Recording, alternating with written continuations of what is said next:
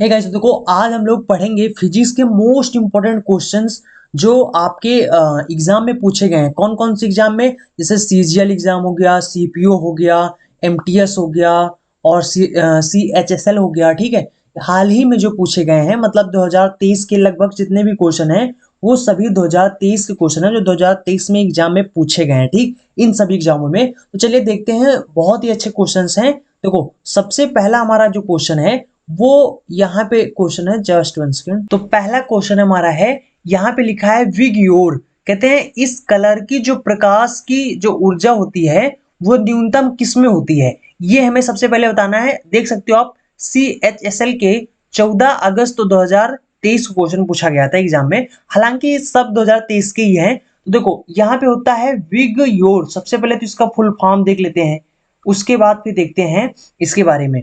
देखो यहाँ पे सबसे पहला हमारा है वायलेट कलर होता है। वी का मतलब वायलेट कलर और आई का मतलब होता है इंडिगो।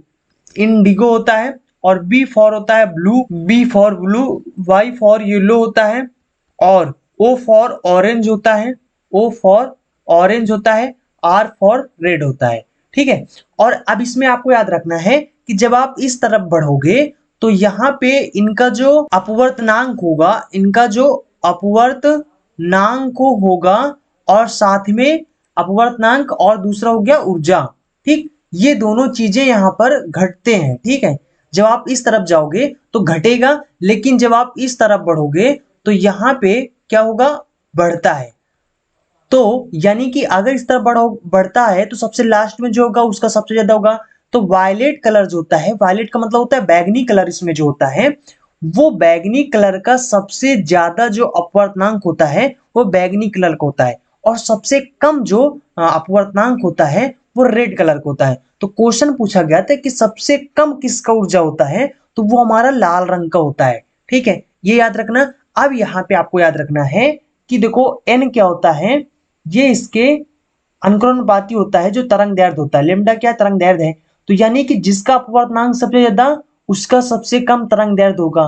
तो इसका अपवर्तनांक यानी वायलेट कलर का जो अपवर्तनांक होता है वो सबसे ज्यादा होता है, इसलिए इसका तरंग दैर्ध्य क्या होता है, सबसे कम होता है। तरंग दैर्ध्य सबसे यानी लेमडा का मान सबसे कम होता है। याद रखना, रेड कलर का अपवर्तनांक जो होता है वो सबसे कम होता है, लेकिन इसका जब अगर हम तरंग दैर्ध्य की बात करें तो रेड कलर का सब तरंग दैर्ध्य जो होता है वो सबसे ज्यादा होता है। ठीक है, तो आई थिंक आप इसके बारे में समझ गए होंगे। चलिए देखते हैं अगला क्वेश्चन, देखते हैं। इसको मिटा देते हैं तो अगला क्वेश्चन देखते हैं। अगला क्वेश्चन लिख रहे हैं कि कॉलम ए है, कॉलम बी है, इन दोनों का हमें सही मिलान करना है। तो सबसे पहले विद्युत धारा है, तो विद्युत धारा का मात्रक क्या होता है, तो आप सभी को पता होगा कि इसका मात्रक एम्पियर होता है। और वोल्टेज का मात्रक वोल्ट होता है। और धारिता ये काफी लोगों को पता होगा और काफी लोगों को ना भी पता होगा, तो इसका मात्रक फैराड होता है। और चुंबकीय क्षेत्र का मात्रक क्या होता है, टेस्ला होता है। इसका होता है टेस्ला, टेस्ला नहीं टेस्ला। ठीक है, तो अब देखो यहाँ पे हमें क्या करना है, ये ऐसे क्वेश्चन जो होते हैं, देखो इसमें एक क्वेश्चन, दो क्वेश्चन, तीन क्वेश्चन, चार चार क्वेश्चन मिला के एक क्वेश्चन बना है। ठीक है, इस तरीके से जो क्वेश्चन पूछने का तरीका हो यूपीएससी का होता है।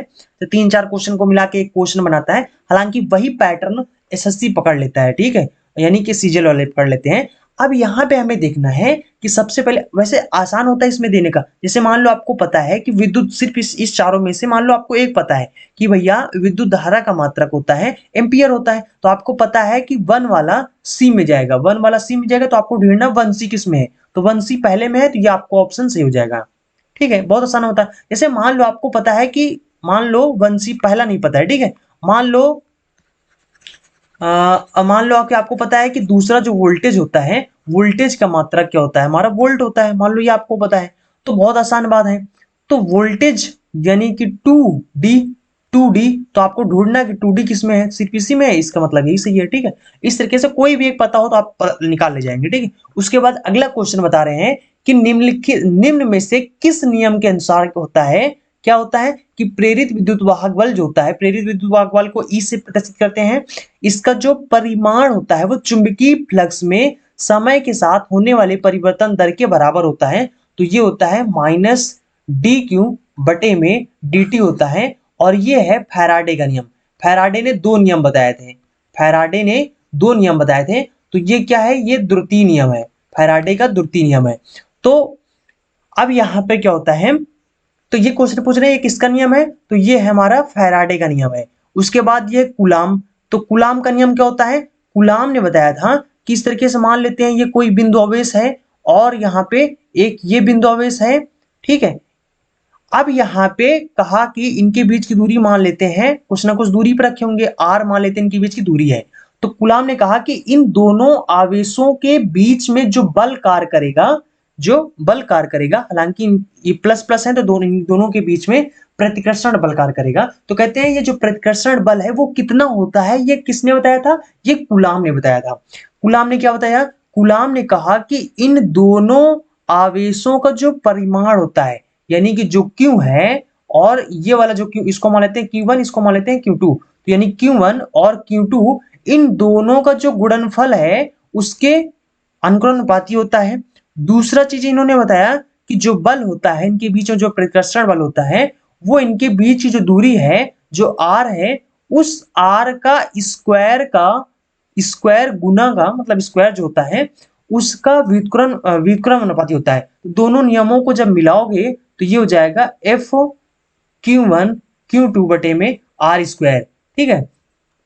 तो और यहाँ पे जब ये चिन्ह हटेगा तो बराबर चिन्ह लगेगा, यहाँ पे एक एप्सिलॉन, यहाँ पे कुछ ना कुछ कांस्टेंट वैल्यू होता है, जो कि कांस्टेंट वैल्यू भी इन्होंने बताया था, कूलाम ने बताया था, ये कांस्टेंट वैल्यू बताया था। और इस कांस्टेंट वैल्यू का मान भी बता दिया था, 10 की घात माइनस 10 की घात 10 होता है, सॉरी 9 की घात 9 गुणे 10 की घात 9 होता है, ठीक है, ये इन्होंने बताया था।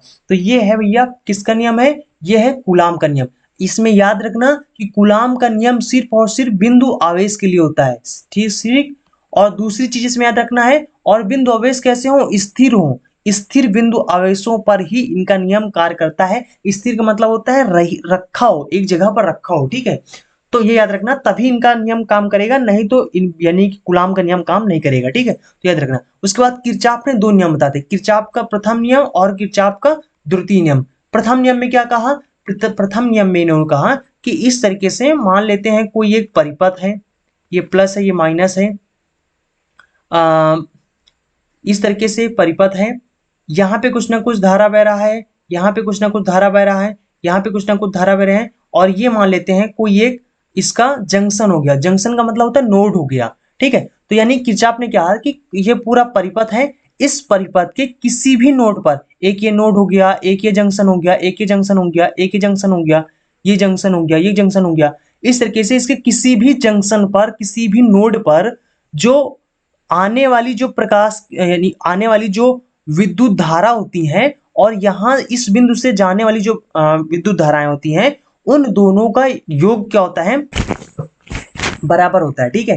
देखो यानी कहा, यहाँ इन्होंने ये कहा कि मान लेते हैं कि ये जो I1 प्रकाश किरण इस पर, इससे जा रहा है, और एक I2 प्रकाश किरण जो इस पर आ रहा है, ठीक, एक और मान लेते हैं प्रकाश किरण है जो इससे जा रहा है, एरोप्लेन बना दिया मैंने, एक और प्रकाश किरण है जो इससे आ रहा है, इसको मैंने I4 मान बता दिया, ठीक है। तो इन्होंने क्या कहा, यानी किरचॉफ के पहले नियम में इन्होंने कहा कि इससे आने वाली, यानी इससे दूर जाने वाली प्रकाश, इससे दूर जाने वाली जो विद्युत धारा है वो कौन कौन सी है, एक तो I1 है, और कौन सी विद्युत धारा है, I3 है, ये दोनों इससे दूर जा रहे हैं। तो इससे दूर जाने वाली जो विद्युत धाराएं हैं उनका योग, और इनके पास, यानी इस नोड के पास कौन कौन सी आ रही हैं, एक I3, एक I2 और I4, I2 और I4, इन दोनों का योग क्या होता है, बराबर होता है। समझ गए ना। पहला नियम क्या बताता है, पहला नियम बताता है कि किसी बिंदु पर, ठीक है, परिपथ के किसी भी बिंदु पर जो आने वाली प्रकाश किरण होती हैं, सॉरी प्रकाश किरण बोल रहे हैं, आने वाली जो विद्युत धाराएं होती हैं और उससे जो दूर जाने वाली विद्युत धाराएं होती हैं, उन दोनों का योगफल क्या होता है, बराबर होता है, ठीक है। ये पहला नियम है। और किरचॉफ का दूसरा नियम है, बस इतना याद रखना आपको कि इसे लूप का नियम कहते हैं। क्या कहते हैं इसे, लूप का नियम भी कहते हैं। किरचॉफ का तो दूसरा नियम होता है, इससे सवाल लगाने का जो प्रोसेस होता है, यानी धारा निकालने का जो प्रोसेस होता है, थोड़ा लंबा होता है, इसलिए इससे क्वेश्चन नहीं पूछेगा। बस इतना याद रखो इसके लिए कि लूप का नियम, इसे लूप का नियम भी कहते हैं, ठीक है। तो ये हो गया। चलो अगला देखते हैं। अगला क्वेश्चन, इसको मिटा देते हैं कीड़ों कोड़ों को। तो अगला क्वेश्चन है कि कूलाम का नियम निम्नलिखित में से कौन सा, विकल्प सही है, ठीक है, 2023 में पूछा गया था। तो इसमें कह रहे हैं कि केवल वितरित आवेश के लिए मान है, नो, ना तो बिंदु आवेश और ना ही वितरित आवेश के लिए मान है, यह भी गलत है। केवल बिंदु आवेश के लिए मान है, यस, यानी कूलाम का नियम अभी मैंने बताया था कि ये बिंदु आवेश, स्थिर बिंदु आवेश हो सिर्फ उसी के लिए ही काम करता है, बाकी अगर ये स्थिर बिंदु आवेश नहीं है तो काम नहीं करेगा, ठीक है। छोटे छोटे यानी आवेश का होने चाहिए एकदम छोटे छोटे, एकदम बिंदु जैसे होते हैं, ठीक। और दूसरा चौथा नंबर भी सही गलत हो गया, ठीक है, तो ये आपका सी नंबर ऑप्शन सही हो जाएगा। उसके बाद है अगला है कि भैया स्तंभ यानी कॉलम ए कॉलम 2 को मिलान करना है, तो इसमें विद्युत धारा विद्युत प्रवाह जो होता है ये होता है एम्पियर में होता है, इसका किसमें होता है, एम्पियर में होता है। तो आपको याद ढूंढना है 1D विभवांतर, विभवांतर भी वोल्ट में मापा जाता है, वोल्ट में मापा जाता है। धारिता, धारिता के लिए फैराड हो गया, और प्रेरकत्व के लिए हेनरी होता है, प्रेरकत्व के लिए हेनरी होता है। तो आपको 1D ढूंढना, 1D नहीं है, 1D नहीं है, 1D, सी नंबर ऑप्शन सही हो जाएगा, ठीक। इस तरीके से इस तरह के क्वेश्चन आपको सॉल्व करना है। उसके बाद देखते हैं हम लोग अगला क्वेश्चन है कि 1834 में किसने एक नियम प्रस्तावित किया था, जिसके अनुसार क्या है कि प्रवाह में परिवर्तन से जो प्रेरित विद्युत धारा होती है वो परिवर्तन उत्पन्न करने वाले का जो प्रभाव है उसका प्रतिरोध करती है, ठीक है। वो तो इस नियम को किसने प्रस्तावित किया था, ठीक है। तो ये थे हमारे हेनरिक फ्रेडरिच लेंज ने बताया था, ठीक है। और एक नाम है इसमें क्रिश्चियन जोहान्स डॉपलर, इन्होंने क्या दिया था, डॉपलर प्रभाव दिया था, डॉपलर प्रभाव दिया था। ये कहाँ के थे, ये ऑस्ट्रेलिया के थे। कहाँ के निवासी हैं, ऑस्ट्रेलिया के निवासी हैं। कब दिया था, 1842 ईस्वी में इन्होंने डॉपलर प्रभाव दिया था। और डॉपलर प्रभाव में इन्होंने क्या बताया था, इन्होंने बताया कि भैया जैसे मान लो आप यहाँ पे खड़े हो, तो यहाँ पे जब खड़े हो तो जब आपके तरफ बस आ रही होती है तो वो दूर होती है जब, तो उसका आवाज कम सुनाई देता है, लेकिन जस वो आपके पास आती है तो उसका आवाज जो है वो बढ़ता जाता है, बढ़ता जाता है। और फिर जब आपके पास हो जाता है तो उसका जो आवाज होता है वो बहुत तेज हो जाता है, आपके पास में जा पाता है। फिर जब आपसे दूर जाने लगता है तो उसका आवाज जो होता है वो धीरे धीरे कम होने लगता है, कम होने लगता है। फिर जब आपसे दूर चला जाता है कोई चीज, तो वहां से जब आवाज करता है, दूर से आवाज करता है, तो उसका आवाज कम सुनाई देता है। ऐसा क्यों होता है, तो इन्होंने कारण बताया था कि ऐसा आवृत्ति के कारण होता है, कि उसका जो आवृत्ति जब दूर होता है तो उसका आवृत्ति जो होता है वो कम होता है, आवृत्ति कम होने के कारण उसका आवाज कम सुनाई देता है। और जब आपके पास आ जाता है तो उसका जो आवाज है वो ज्यादा सुनाई देता है, क्योंकि उसका आवृत्ति ज्यादा हो जाता है, ठीक है। तो ये डॉपलर प्रभाव में इन्होंने बताया है। उसके बाद है आपका हेनरी मोस्ले, भैया इन्होंने क्या दिया है, आधुनिक आवर्त सारणी के जनक कौन है, आधुनिक आवर्त सारणी, आधुनिक आवर्त सारणी के जो जनक हैं वो कौन है, हमारे मोस्ले साहब है, ठीक है।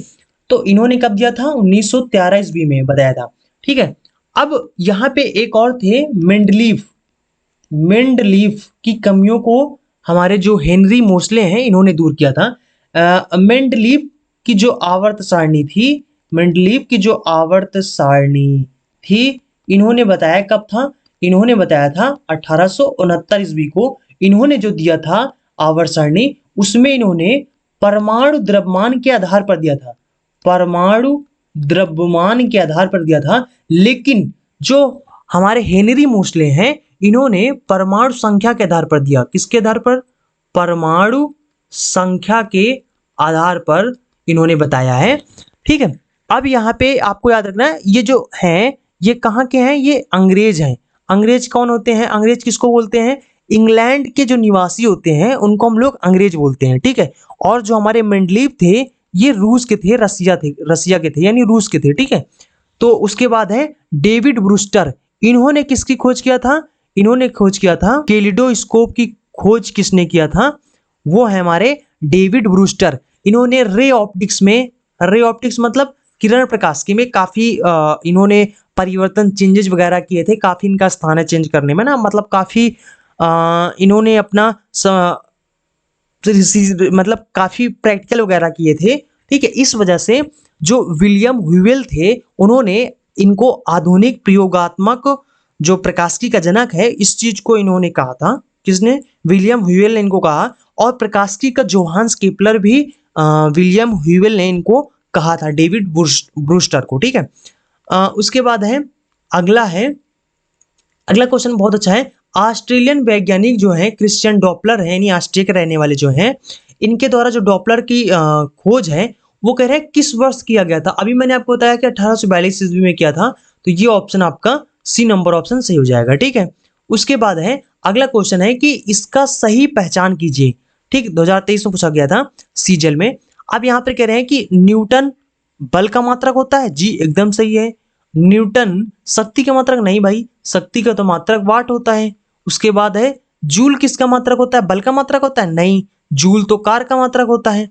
ठीक, उसके बाद ये ऑप्शन गलत है। ठीक, यानी पहला ऑप्शन सही हो जाएगा। मात्रक से क्वेश्चन इसमें पूछा गया था। उसके बाद है अब इसमें क्वेश्चन पूछ रहे हैं कि आवृत्तियों के अवरोही क्रम में विकिरणों का सही क्रम क्या है, ये हमें बताना है, सही क्रम। तो इसके लिए सबसे पहले हम आपको दिखाते हैं विद्युत चुंबकीय, ये क्या है हमारा? विद्युत चुंबकीय स्पेक्ट्रम है। विद्युत चुंबकीय स्पेक्ट्रम है। इस विद्युत चुंबकीय स्पेक्ट्रम में 7 प्रकार के आपको यहाँ पे विकिरण देखने को मिलेगा। पहला गामा किरण, एक्स किरण, अल्ट्रा रेज, और उसके बाद यहाँ पे होती है हमारे बीच में क्या होती है? विजिबल लाइट, यानी इसको हिंदी में बोलते हैं दृश्य प्रकाश। दृश्य प्रकाश होते हैं जिन प्रकाश को हम अपनी आंखों से, नग्न आंखों से देख सकते हैं। इंफ्रारेड होती हैं, माइक्रोवेव्स होती हैं, रेडियो होती हैं। तो एक हो गया, 2, 3, 4, 5, 6, 7 प्रकार की किरण विद्युत चुंबकीय स्पेक्ट्रम में पाए जाते हैं।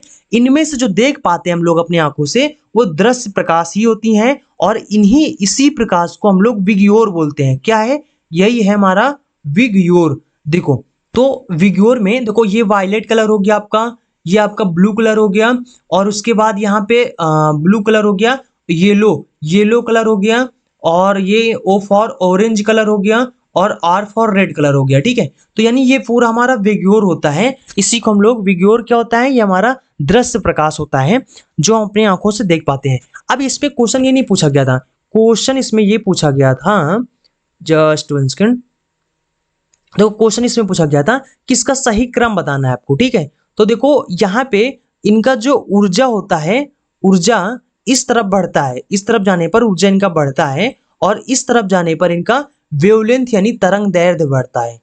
तरंग दैर्ध्य बढ़ता है। तो सबसे ज्यादा तरंग दैर्ध्य रेडियो किरण का होता है, फिर माइक्रोवेव्स का होता है, फिर इंफ्रारेड होता है, फिर दृश्य प्रकाश का होता है, फिर अल्ट्रा, फिर एक्सरे, फिर गामा। लेकिन हमें बताना है ऊर्जा वाला, तो यहाँ पे हमका कितना हो जाएगा? गामा किरण हो गया, एक्स किरण हो गया, अल्ट्रा रेज हो गया, दृश्य प्रकाश हो गया, इंफ्रारेड हो गया, माइक्रोवेव हो गया, रेडियो हो गया। ठीक है, तो सबसे पहले हमें एक्सरा देखना है। तो यहाँ पे एक्सरा किसमें है? इंफ्रारेड है, इसमें नहीं है, इसमें नहीं है, सी नंबर में है एक्सरा, इंफ्रारेड और माइक्रोवेव्स, रेडियो, तरंगे। ठीक है, तो ये इनका बढ़ता हुआ क्रम हो जाएगा। सबसे ज्यादा किसका होता है? जो ऊर्जा होता है वो किसका होता है? सबसे ज्यादा गामा किरण को होता है, फिर एक्स किरण होता है, लेकिन गामा किरण ऑप्शन में नहीं है, तो एक्स किरण है, तो एक्स किरण का ज्यादा हो जाएगा। ठीक है, तो बढ़ता हुआ क्रम इनका ये हो जाएगा। तो आई थिंक आपको समझ में आ गया होगा। तो चलते हैं फिर। अच्छा, इसमें एक क्वेश्चन और है, देख लेते हैं कि निम्नलिखित में से कौन सा घर्षण का सही क्रम है। तो ये आपका स्थैतिक, सर्पी और लोटनिक होता है। उसके बाद यहाँ पे देखते हैं घर्षण की जो उपस्थिति के कारण ब्लैक बोर्ड या फिर पेपर पर लिख पाते हैं हम लोग, दीवार पर बना पाते हैं। ठीक है, सर्पी घर्षण बल जो होता है वो सदैव लोटनिक घर्षण बल से अधिक होता है। और वायु के घर्षण के कारण जो अंतरिक्ष से कोई भी चीज गिरता है अगर ना, पृथ्वी के वायुमंडल में जैसे ही प्रवेश करता है तो उसमें आग ही लग जाता है।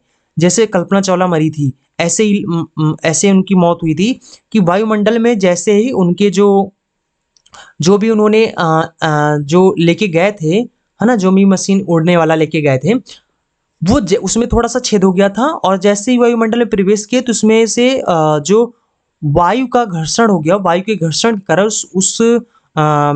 उसमें आग ही लग गया था, और इस वजह से वो पूरा जल गया था। ठीक है, पहिए में बॉल बेरिंग सर्पी घर्षण को लोटनी घर्षण में बदलने का काम करता है। ठीक है, तो आई थिंक जितने क्वेश्चन थे आपके मैंने 10 क्वेश्चन बता दिए हैं।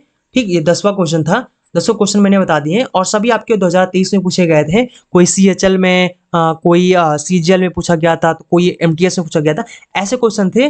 आई थिंक आपको समझ में आ गया होगा। चलते हैं, मिलेंगे अगले वीडियो में। अगर वीडियो पसंद आए तो वीडियो को लाइक जरूर करें और अपने दोस्तों के साथ शेयर जरूर करें। आप लोग नीचे कमेंट बॉक्स कर देना, कमेंट बॉक्स में बता देना कि आपको समझ में आया कि नहीं समझ में आया। अगर आपको अच्छा लगा है, समझ में आया, तो आप कमेंट करके जरूर बताना। मैं आपको और अच्छी इसी तरीके से प्रीवियस ईयर क्वेश्चंस आपको लाके दूंगा और इसी तरीके से विद एक्सप्लेनेशन आपको समझाऊंगा, ठीक है।